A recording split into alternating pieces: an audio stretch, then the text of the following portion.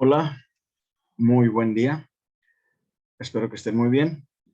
Pues en virtud de las cuestiones laborales que me obligan a salir de la ciudad, pues me permito preparar esta clase para que ustedes puedan pues aprender, continuar con el proceso y avancemos y no nos retrasemos en la materia. Y bueno, la clase de cibercriminalidad va a estar hoy muy interesante. Espero que sea de su agrado. Comencemos. Primero, ¿cuál es el objetivo del día de hoy? Comprender el alcance del conocimiento multidisciplinar en la obtención, análisis y manejo de evidencia digital a través de métodos y técnicas aplicadas por la informática forense, que están muy relacionadas con la criminalística. Vamos a ver todavía cuestiones teóricas, algunos detalles teórico-prácticos, y pronto ya vamos a estar haciendo ejercicios. No se desesperen. Bien, la frase de hoy, de Edmond Locard: en toda pesquisa criminal, el tiempo que pasa es la verdad que huye. Es la frase del día de hoy. Bien, vamos a hablar del método de criminalística y de informática forense. Vamos a hablar mucho de estas dos cuestiones, en virtud de que, pues, tiene una relación directa con la materia, lógico es, pero hay que comprender en qué consiste esa relación. Veamos.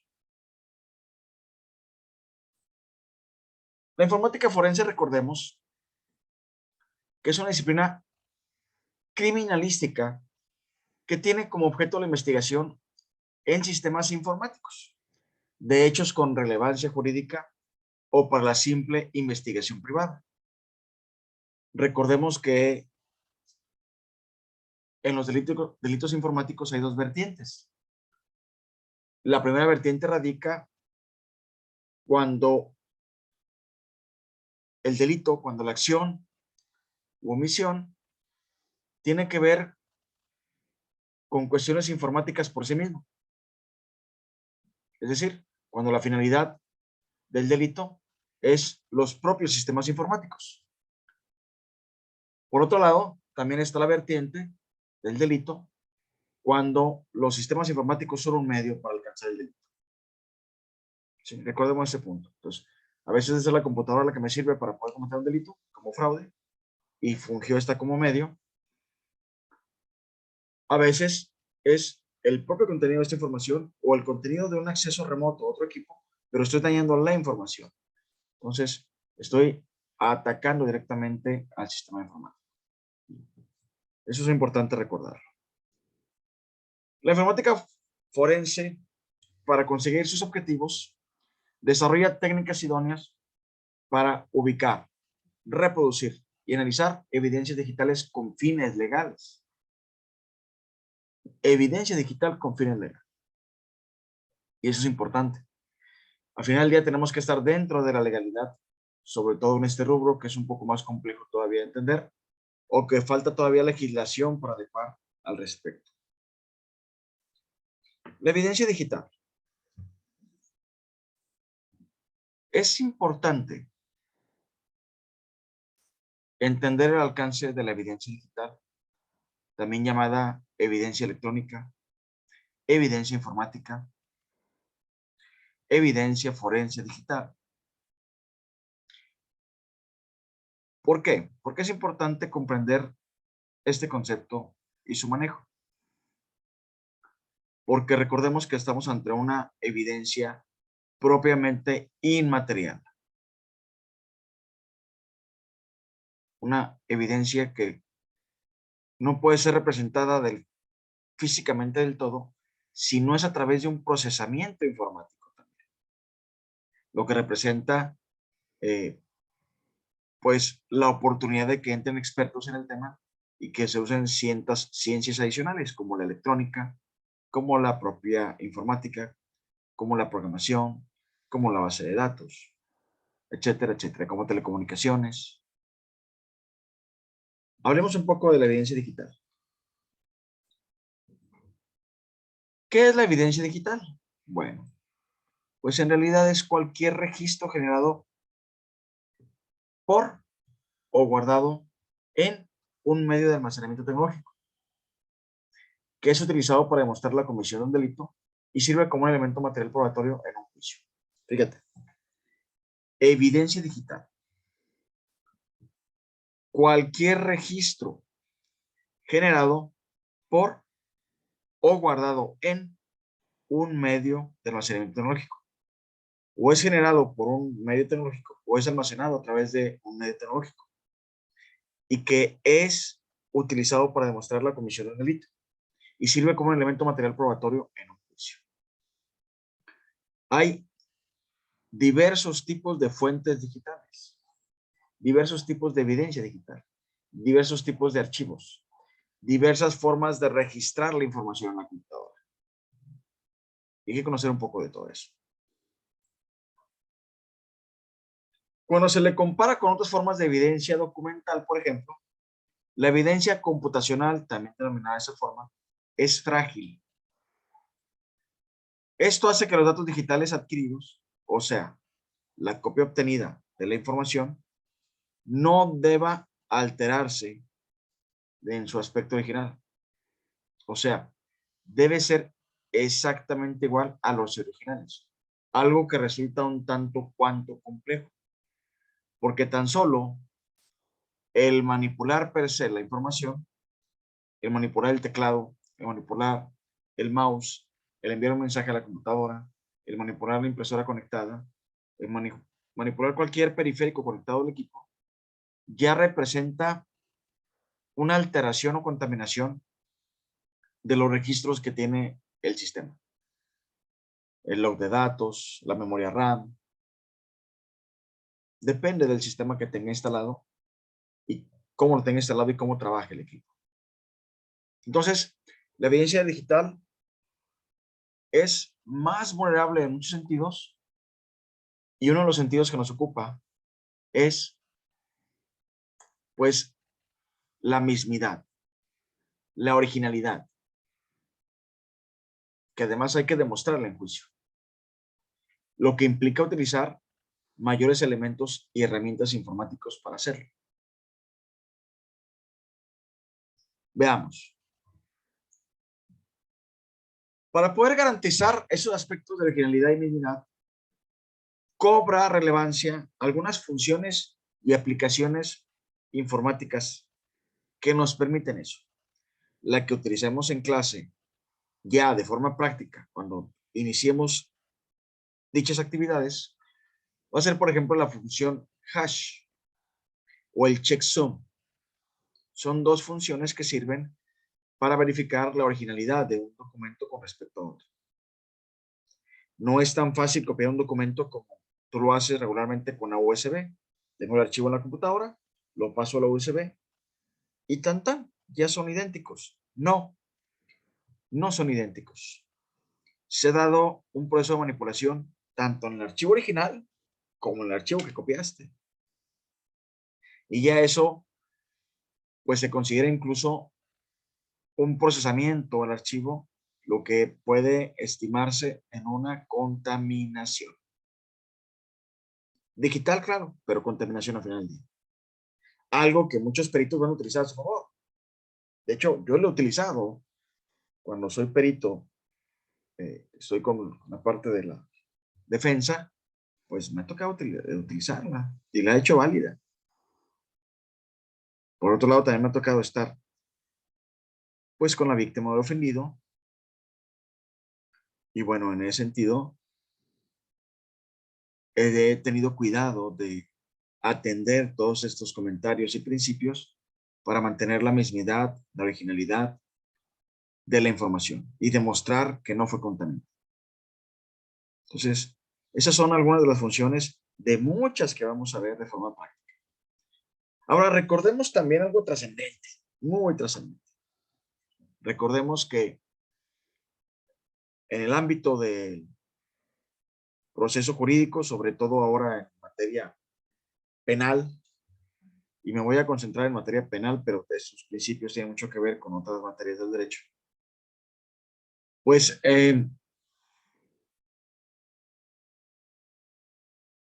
alcance de la evidencia debe cumplir muchos principios y muchos elementos. Idoneidad, pertinencia, relevancia,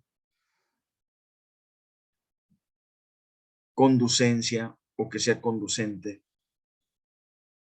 Además de que no debe ser ilegal o que no debe ser obtenida por medios ilegales. El que tengas tú un dispositivo electrónico, por ejemplo un celular, y que obtengas evidencia del celular por medios forenses, pues garantiza la originalidad de la información entre el celular y la copia que tienes, la copia forense, como denominamos. Sin embargo, ¿tuviste acaso permiso de acceso a ese celular? ¿Te fue entregado a través de un procedimiento de cadena de custodia? ¿O te autorizó el juez el extraer la información de manera forense?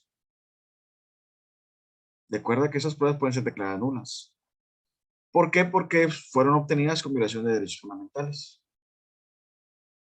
Recordemos que hay pruebas también que se consideran sobreabundantes y pertinentes o necesarias, que también son desechadas por el juez. Hay pruebas también que aparecen que no se refieren a la investigación. Si la investigación es sobre pornografía infantil y encuentras otra clase de evidencia que no tiene que ver con la pornografía infantil u otra clase de archivos que no tienen nada que ver con eso, pues no te van a ser admitidas. O evidencia que no sea para esclarecer los hechos. Y aquí la parte que más me ocupa es justo que cuando vayas a obtener evidencia digital de manera forense, tenga los elementos jurídicos adecuados, que no contravenga ninguna disposición para realizar. Y ante la duda no lo hagas, confírmalo. Porque si no, el juez va a excluir estos medios de prueba en juicio y no va a tener sentido tu trabajo. Digo, podrás decir, bueno, para un perito externo que cobra simplemente por hacer el dictamen, pues te cobran por hacer el dictamen y te cobran por defenderlo en juicio. Y si no has aceptado un juicio, pues no te van a pagar, a menos de que hayas negociado algún anticipo o nada más una parte por la elaboración del propio dictamen y otra parte por la defensa del mismo juicio. Pero van de la mano, ¿eh? Y la norma sí lo indica respecto a los peritos. Entonces, tengo la obligación de elaborarlo y de defenderlo, presentarlo en juicio. Y además, el trabajo que puedes haber llevado con la elaboración del dictamen, 1 hora, 2 horas, 3 horas, 4 horas, 5 horas, 10 horas, 3 días, una semana, se viene abajo si no tienes cuidado con esto. Recordemos que en materia penal, en la etapa intermedia, es donde se ofrecen los medios de prueba que deben ser admitidos para desahogarse en juicio oral. Y bueno, ¿qué más vamos a hablar? Eso es respecto a la evidencia digital. Y son cuestiones generales de la evidencia digital. Porque hay cuestiones que vamos a analizar de manera más particular cuando iniciemos ejercicios. Ahora, veamos una parte trascendente de nuestra materia. La criminalística e informática forense de forma relacional. De forma relacional. La criminalística cuenta con distintos principios que tú ya conoces, incluso probablemente ya dominas. Esos principios validan el método aplicado por la propia criminalística para regularmente otorgar solución a casos concretos. Y los principios más relacionados con la informática forense, pues son cuatro. Son cuatro. Hay más principios en la criminalística, pero esos cuatro son los que más se encuentran relacionados con la parte de la informática forense. ¿Cuáles son? Pues el principio de intercambio, el principio de correspondencia, el principio de reconstrucción y el principio de probabilidad. Son estos cuatro principios los más relacionados. No significa que los otros no sean aplicables. Pueden ser aplicables dependiendo del caso concreto. Y me refiero a que sean aplicables para la informática forense, porque son aplicables al 100% para la criminalística. Veamos y analicemos cada uno de ellos. El principio de intercambio, señalado por este doctrinario Lockhart, señala que al momento de llevarse a cabo un delito, se lleva a cabo un intercambio de material sensible entre su autor y el lugar de los hechos. Ese principio yo creo que ya lo dominan, lo conocen perfectamente. invariablemente se da un intercambio entre el sujeto activo y el iter criminis para cumplir su cometido, para alcanzar su objetivo, invariablemente. Y la pregunta obligada sería, ¿cómo aplico este principio a las tecnologías de información y comunicación? La respuesta puede ser simple, como tú ya la conoces, aunque no así el proceso para encontrar esa evidencia, ¿eh?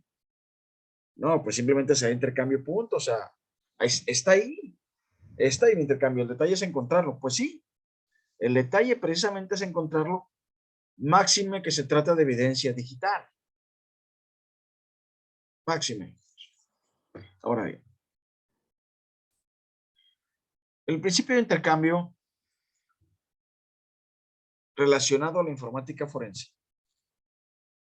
pues consiste en toda transacción electrónica queda registrada en los dispositivos conmutadores, computadoras, roteadores, servidores, tablets, celulares, cualquier dispositivo electrónico con capacidad de almacenamiento, más si este es inteligente, lo que permite precisamente la comunicación para llevar a cabo dicha transacción. Es decir, se da un proceso de comunicación en una transacción realizada por medios electrónicos, más cuando es entre dispositivos, pero incluso en el propio procesamiento hay comunicación entre aplicaciones que genera un registro digital. El problema radica en la configuración de los mismos en relación al tiempo y la forma en que se almacenan. Por ejemplo, cuando tú mueves el mouse y das clic en algún lado o simplemente por moverlo, el sistema operativo, Windows, iOS, Android, cualquier sistema operativo, registra la información en un log de datos. Log o logs de datos, porque son varios logs. Eso es transparente para el usuario. O sea, no es que te avise, oye, estoy registrando en qué posición tú moviste el mouse y dónde diste clic. No. Lo hace por dos razones. Uno, para confirmar la instrucción que tú necesitas. ¿Dónde diste clic y qué hay ahí? ¿Qué hay en esa posición de pantalla? La otra, para fines de control. Entonces, el simple y llano hecho de que tú en una computadora encendida muevas el mouse, ya modificó los logs de datos. Imagínate si usas el teclado, imagínate si apagas la computadora, imagínate si la reinicias, imagínate si abres una aplicación, mueves más de un log de datos. ¿Y por qué se le llama logs y no base de datos? Porque regularmente son transparentes para el usuario y son únicamente para el procesamiento que hacen eh, aplicaciones base, como el sistema operativo. ¿Sí? En el concepto de base de datos, cuando construyes una base de datos para una empresa, creas tú también un logs de datos. Por ejemplo, algo muy claro en ese sentido es cuando alguien ingresa a una base de datos en el banco, por ejemplo, registra su contraseña de su usuario, se verifica la validez de esta contraseña de usuario y regularmente automáticamente se dispara lo que se denomina un trigger, que es una aplicación que va y registra qué usuario entró y tuvo acceso a ese archivo en esa fecha, a esa hora, para tener control. Pero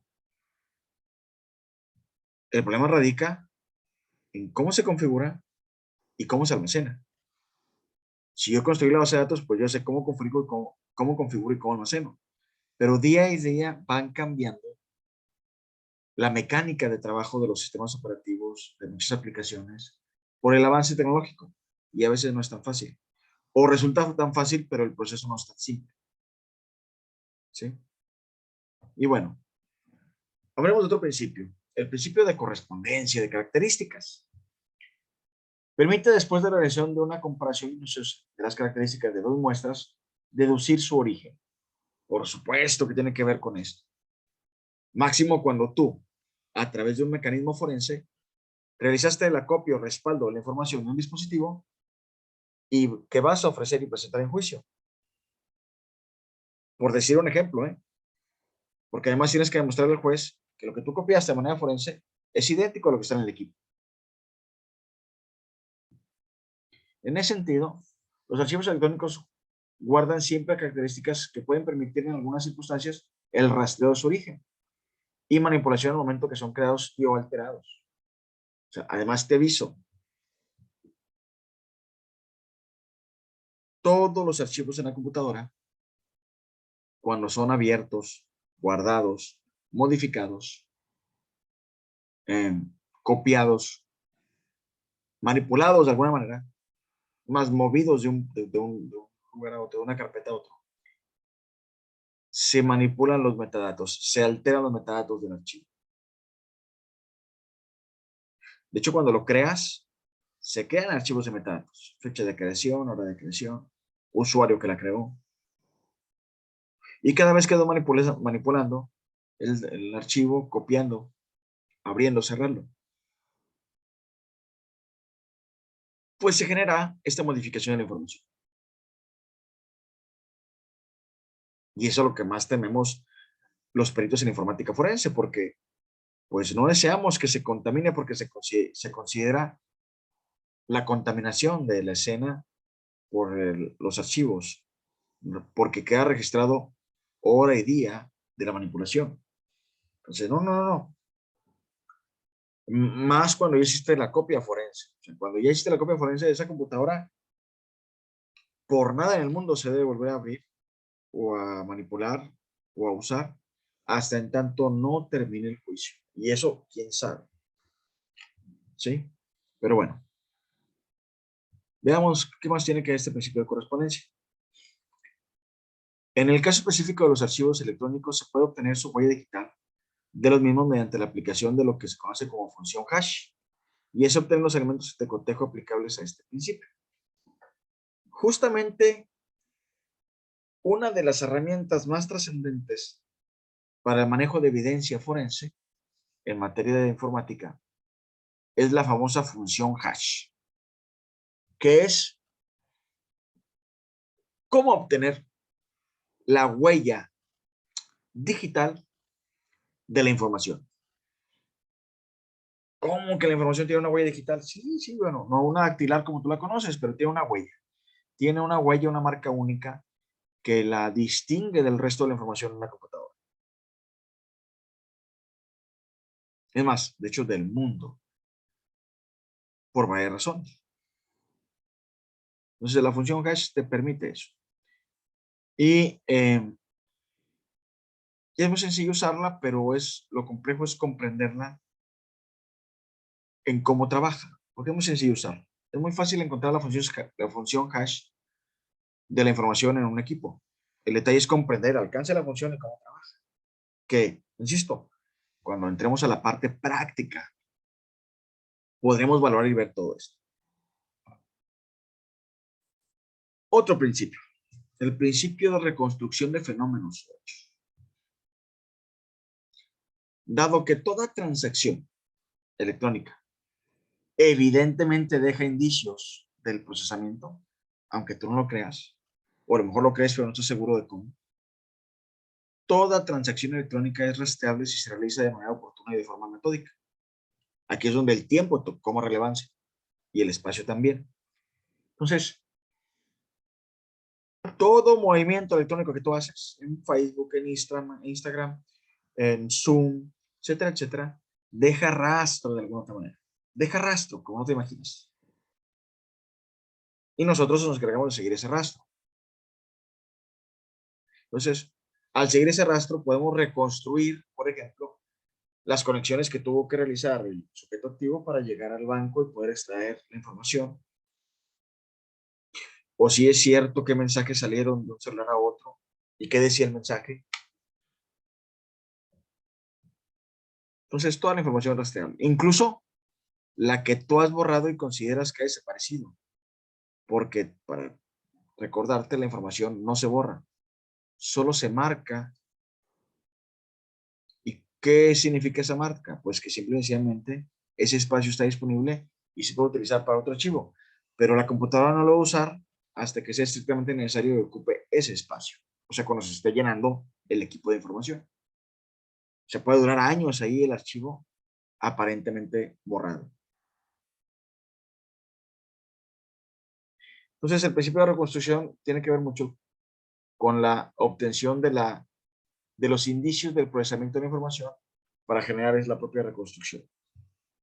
¿De qué? Del iter criminis, del delito, cómo se llevó a cabo y qué dañó, qué alteró, qué modificó o qué obtuvo. Y el cuarto principio muy interesante es el de probabilidad. Y este principio se aplica más a las direcciones IP. ¿Qué es la dirección IP? Bueno, pues es un identificador único que tienen las computadoras cuando se conectan a Internet. Entonces, este identificador tiene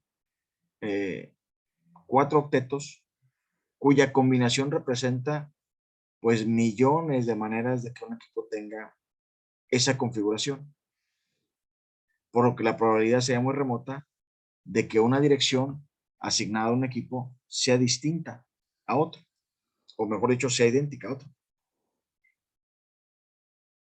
Existe sí, pero caray, es una probabilidad casi improbable, ¿no? Y más es la probabilidad a tu favor en este caso cuando estamos en una misma zona geográfica como México.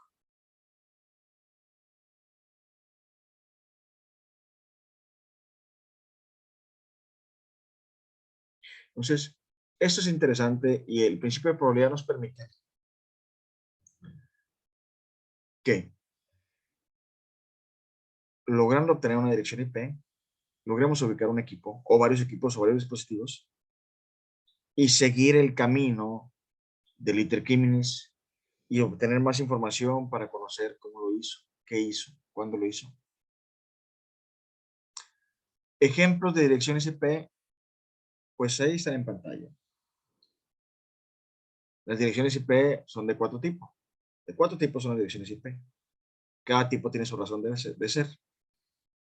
Y aquí son algunos ejemplos de direcciones. 127.0.0.1, 172.16.0.9, 192.0.0.7.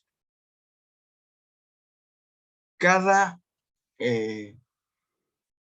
punto separa un octeto de otro. Por eso son 4 octetos.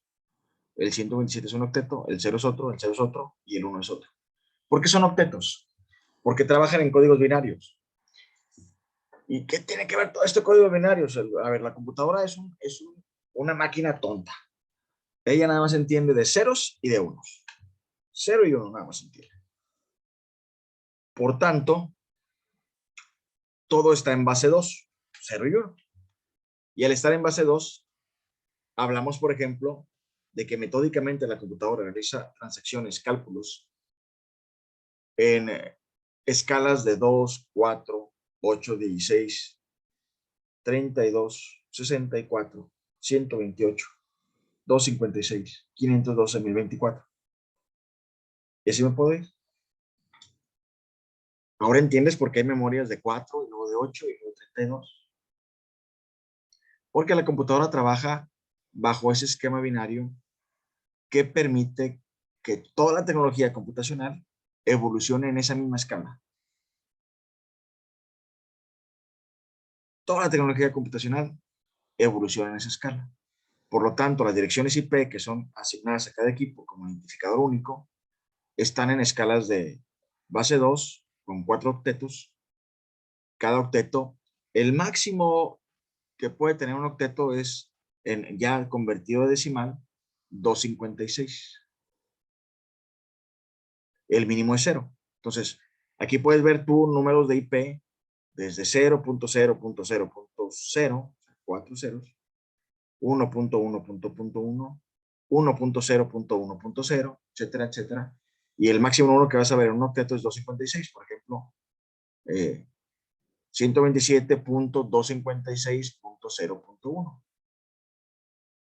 De hecho, en realidad es el 255. ¿Por qué? Porque aquí contamos desde el 0.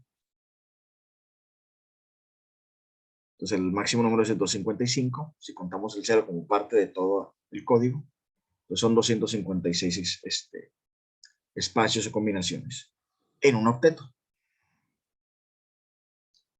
Esto es informática pura, lo sé. A lo mejor un poco complejo de entender. Solo quédate con el hecho de que es un identificador único que siguen las computadoras y que ese identificador puede ser dinámico, o sea, una dirección IP dinámica, o puede ser una dirección IP estática, pero bajo ciertos parámetros que te otorga un proveedor o la computadora misma. Y es muy complejo e improbable que un equipo, por un lado, tenga una dirección IP idéntica a otro equipo, porque además se da un conflicto. Y mucho menos probable que esta dirección sean idénticas en un mismo tiempo y bajo las mismas condiciones. Mucho más improbable.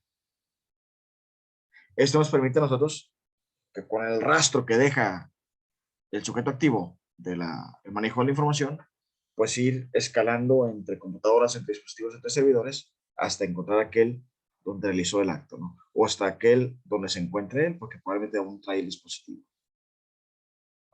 Y bueno, ¿cuáles son las reglas básicas de toda esta cuestión de informática forense? ¿Cuáles son? ¿En qué consiste? Bueno, ya te lo dije, yo creo que te lo memorizaste. Nada se deberá tocar, ni recoger, ni mover, mientras no haya sido primero fijado a través de la fotografía, ubicado o localizado a través de un croquis y descrito minuciosamente en cuanto a la colocación. Fíjate bien, ¿eh? Ya te encargué una actividad de este tipo. Por algo lo hiciste de esa manera. Por algo te pedí que no movieras y si movías había que registrar una bitácora, pero que era la excepción. Te pedí que fijaras a través de la fotografía con varios programas, desde la parte abierta hasta ciertos acercamientos. Te pedí que hicieras un croquis o bosquejo del área donde aparentemente se llevó a cabo el delito o el hecho, con la conducta. Y además debe ser descrito todo minuciosamente, o sea, debes describir cómo encontraste y qué encontraste. Por eso yo siempre pues voy con mi celular, voy grabando y a la vez voy describiendo, ¿verdad? Entrando al lugar, podemos advertir que se encuentra a la distancia un escritorio, aparentemente con algunos dispositivos electrónicos ahí. Nos iremos acercando para ir verificando poco a poco cuáles son y si es cierto esto. Y vas hablando, hablando, hablando. A veces con una aplicación le pongo la numeración a un lado de la grabación para que vaya continua y se vea que no hay ninguna manipulación del video. Y ya, fabuloso. Entonces, por eso hay que, no te pedí a ti la descripción al 100% porque pues, estamos haciendo ejercicios apenas incipientes, pero va a llegar el momento que te pida la descripción y que te ponga diferentes contextos de la noticia criminal. Y bueno, en criminalística, pues están las preguntas de oro, que son las mismas preguntas que se hace para informática forense. ¿Qué? ¿Quién lo hizo? ¿Cómo lo hizo? ¿Cuándo lo hizo? ¿Dónde lo hizo? ¿Por qué lo hizo? ¿Y con qué lo hizo? Son preguntas de oro en criminalística que se aplican perfectamente también a la informática forense, por supuesto. ¿Qué hizo? Alteró la información de la base de datos. ¿Quién lo hizo? Pues aparentemente, de momento, se puede considerar un sujeto activo como una persona dentro de la institución. O si se logran tener suficientes elementos, puede ser un hacker a través de un virus o código malicioso que me contesta un poco el cómo. Luego hay que verificar cuándo, dónde lo hizo, por qué lo hizo y con qué lo hizo. Qué herramientas, tanto físicas como virtuales o electrónicas, o sea, las aplicaciones, usó. Y bueno, la criminalística forense aplicada a las tecnologías de información y comunicación, pues evidentemente son trascendentales, ¿no? Dentro de la investigación y análisis forense digital, podemos destacar las siguientes fases, que si bien ya te las había mencionado, pues las recalco aún para que no se te olviden. ¿Cuáles son las principales fases? Hay autores que manejan una fase más, otra fase más, o hay autores que cambian un poco el orden de las fases, pero de manera general son estas 5 fases que te voy a platicar las que se utilizan en informática forense. Número 1, identificar el incidente. Y aquí es importante identificar la naturaleza del incidente en su aspecto general, ¿eh? ¿Qué tipo de incidente es? ¿Qué tipo de cuestión informática es? Para saber qué equipo llevarte, qué elementos llevarte. Y si no tanto para saber qué llevarte, a lo mejor te llevas todo, para saber cómo tratar cuando llegues al lugar. Entonces, identificar el incidente. Una vez que identificas el incidente, a través de varios mecanismos, inicias la recopilación de evidencia. Pero ya sabes, incluso para la propia identificación del incidente, este tipo de incidente también está la identificación a través de la fijación del lugar, del croquis, de la descripción. Y ya inicias con la recopilación de evidencia. De manera física, puedes iniciar el procesamiento de la evidencia, como ya lo hiciste tú en el ejercicio, o de manera ya electrónica, si traes el dispositivo y no hay tiempo, porque a lo mejor la computadora, tienes conocimiento cuando se apague se va a borrar toda la información, o cuando o te das cuenta que está de alguna otra manera fijada a algún lugar que no se puede extraer y que no hay tiempo y que a lo mejor afuera hay una contienda con balazos, pues con tu equipo forense, vámonos, conectas y el respaldo forense y te lo llevas. Entonces, ahí recopilas evidencia. O también cuando te cae de repente de manera urgente el Ministerio Público en la madrugada, que hagas una copia forense urgente, porque pues algún detalle hay con la computadora que incluso eh, por errores que cometen luego pues, los ministerios públicos o el personal que le apoya, luego la evidencia es entregada de facto a los dueños de la computadora, por ejemplo, y antes de entregarla quieren hacer la copia forense. Entonces ahí llegas a la madrugada, haz una copia forense de esto, que me ha tocado. Después de que recopilas hay que preservar la evidencia, tanto en los dispositivos originales como en el respaldo que hayas hecho. ¿Sí? Ya después de que la preservas, pues inicias ya con la parte que nos ocupa en cuestiones prácticas, que es el análisis de la evidencia forense, o mejor dicho, el análisis forense de la evidencia digital. Análisis forense de la evidencia digital. Una vez que la analizas, elaboras tu dictamen con todo lo que encontraste y presenta los resultados. Sobra decir que los resultados y el dictamen mismo, pues tiene que ser, pues ahora sí que ofrecido, atendido y explicado en juicio. ¿Verdad? Y bien, hablemos de la parte de la identificación, del tipo de incidente. ¿Cuáles son los principales tipos de incidentes de seguridad informática? Bueno, vamos a concentrarnos en la informática forense cuando el delito cometido es con la intención o con la finalidad de los propios sistemas informáticos. O sea, cuando el delito va encaminado a manipular, dañar, obtener información en un sistema. No cuando la informática o la computadora o la información sirve de medio para alcanzar otro fin. Entonces, veamos los tipos de incidente que estén muy relacionados con las exposiciones que ustedes decían respecto a los tipos de pues software malicioso que existe en el mundo de la informática. Empecemos. La clasificación básica de los incidentes de seguridad informática es de 5. Es una clasificación básica. Es enunciativa, no limitativa. Hay quien, un autor puede decir que hay otro tipo de clasificación o agregar un elemento más a esta clasificación, no hay problema. De forma básica y general son esos 5. ¿Cuáles son? Incidentes de denegación de servicios. Que no se te permite el servicio y lo vamos a ver. Incidentes de códigos maliciosos, que son los que más conocen, más atienden y de lo que más han expuesto ustedes en clase. Códigos maliciosos. Incidentes de acceso no autorizado. Aquí relacionado mucho con la parte virtual electrónica. Incidentes por uso inapropiado de la información, sobre todo lo que tiene que ver con protección de datos personales. E incidentes múltiples, que tiene que ver con la concomitancia o unión de todos los incidentes anteriores. Analicemos. Incidentes de negación de servicios son un tipo de incidentes cuya finalidad es obstaculizar, dañar o impedir el acceso a redes, sistemas o aplicaciones mediante el agotamiento de sus recursos. Fíjate, aquí se da mucho, por ejemplo, el código malicioso regularmente, se ha dado mucho en el tiempo, que te bloqueo, que te impide usar la computadora. Te pongo en pantalla una imagen y no te dejo usar la computadora.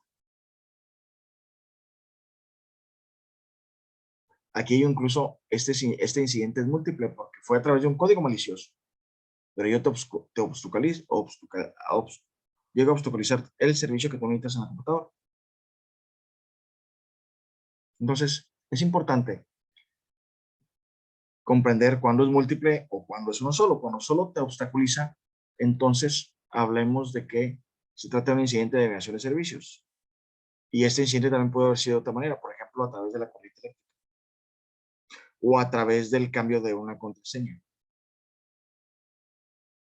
Pero se denegó el servicio. La finalidad de este tipo de incidentes de seguridad informática es obstaculizar principalmente, después dañar o impedir el acceso a redes, a sistemas o aplicaciones mediante el agotamiento del recurso, que puede ser, por ejemplo, la energía o la conectividad, la conexión. Yo te denego el servicio a través de la conexión que tienes con Internet. Te bloqueo la conexión a Internet. Por tanto, te genera una denegación de servicio respecto al vínculo que haces con el banco, por ejemplo. Bien. Incidentes de código malicioso, que son los más conocidos. Cualquier tipo de código, ya sea virus, gusano, troyano, etcétera, etcétera, que pueda ejecutarse en un sistema e infectarlo. Son los famosos virus que están rodando por Internet. De equipo informático en equipo informático. Regularmente lo detecta un antivirus, pero hay virus tan novedosos que no son detectados. Hasta después de que logran ser ubicados, entonces se busca un antivirus. ¿Sí? Y luego hablemos de los incidentes de acceso no autorizado. Cuando un usuario o aplicación accede por medio de hardware o software sin los permisos adecuados. ¿Sí? ¿Y a dónde accede? Pues a un sistema, a una red, a una aplicación o a los propios datos. Y este incidente viene muy bien regulado en nuestro Código Penal Federal. Muy bien regulado. Al que sin autorización. Así señala el tipo, ¿verdad? Entonces, está interesante. Están los incidentes por uso inapropiado. Se dan cuando los usuarios se saltan la política de uso apropiado de los sistemas. Por ejemplo, ejecutando aplicaciones P2P en la red interna de la organización para la descarga de música. Que por muchos años me tocó la descarga de música a través de programas que en su tiempo eran la moda, ¿no? Hablemos de una aplicación que se llama así tal cual, MP3, el Gator, aplicaciones, ahorita puedes decir antiquísimas, pero en su momento era la moda para descargar música, y descargabas música en diferentes formatos, principalmente en formato MP3, que era la moda, ¿no? El detalle es que te consumía mucho recurso de la computadora, pero pues son incidentes de uso inapropiado de los equipos. Entonces hay para trabajar, no para descargar música, ¿sí? Pues, lo instalas en la red interna y descargas música, pues es uso inapropiado de los dispositivos. Incluso te arriesgas a que llegue un virus. Y el incidente múltiple, bueno, pues Ya les di un ejemplo al principio, ¿no? El virus malicioso que llega y me bloquea pantalla y me secuestra prácticamente la computadora, me daña la información y a lo mejor a través de ese virus también tengo acceso indebido o no autorizado a otras claves bancarias para hacer algo. Es el incidente múltiple. Te comento, regularmente en el mundo de la informática forense, los incidentes de seguridad informática o de delitos informáticos regularmente son múltiples. Regularmente son múltiples, porque es muy fácil brincar de un tipo de incidente a otro o agregar eh, otro incidente de seguridad cuando estás con uno, ¿verdad? Y bueno, eh, reflexión respecto al tema. La mayoría de los incidentes que se dan en la realidad pueden enmarcarse en varias de las categorías expuestas, por lo que una buena forma de identificarlos es por el mecanismo de transmisión empleado. Es una reflexión que te dejo ahí como conclusión, que si entiendes el mecanismo de transmisión empleado para que se lleve a cabo el incidente de seguridad informática, puedes comprender cuál fue el incidente o de qué tipo es. Por ejemplo, un virus que crea en el sistema atacado una puerta trasera debe ser manejado como un incidente de código malicioso. O sea, se llaman backdoors. Un virus llega, se instala en tu sistema, busca vulnerabilidad, encuentra una y crea una puerta de acceso. Te da la llave para entrar por ahí. A eso se le llama backdoor. Y fue a través de un código malicioso que entró a tu equipo, aparentemente no te dañó, pero sí encontró una puerta trasera y la creó. Y no es necesariamente es un acceso no autorizado, porque es el virus el que trabajó. Fue el mecanismo de transmisión, el virus.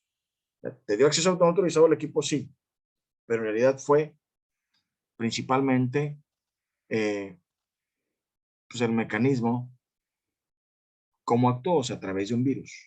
El virus ya estaba en tu equipo antes. Fue el primigenio que entró y a través de él tuviste acceso no autorizado. Oye, maestro, ¿puede ser múltiple? Claro que puede ser múltiple, ¿verdad? Pero de origen, el incidente se refiere a un código malicioso, ¿verdad? Y bueno, jóvenes, hasta aquí la clase de hoy. Espero que haya sido de su gusto, de su interés. Les voy a dejar por ahí una tarea en plataforma. Eh, Cualquier duda, comentario, a sus órdenes, como siempre. Les agradezco el favor de su atención. Tengan paciencia. Vamos a seguir con un poquito de teoría y cada vez nos acercamos un poco más a la práctica. Pero también la práctica resulta compleja y cansada, sobre todo en cuestiones informáticas, porque a veces los procesos de informática forense pues son largos. Y lo vas a ver ya cuando hagamos ejercicios, pero valen la pena, ¿verdad? Eh, Nos vemos el próximo miércoles. Eh, Hoy en la noche reviso los exámenes, a ver qué tal les fue. Espero que muy bien, estoy seguro que muy bien. Y pues me dispongo a sus órdenes como siempre. Éxito y bendiciones a todos.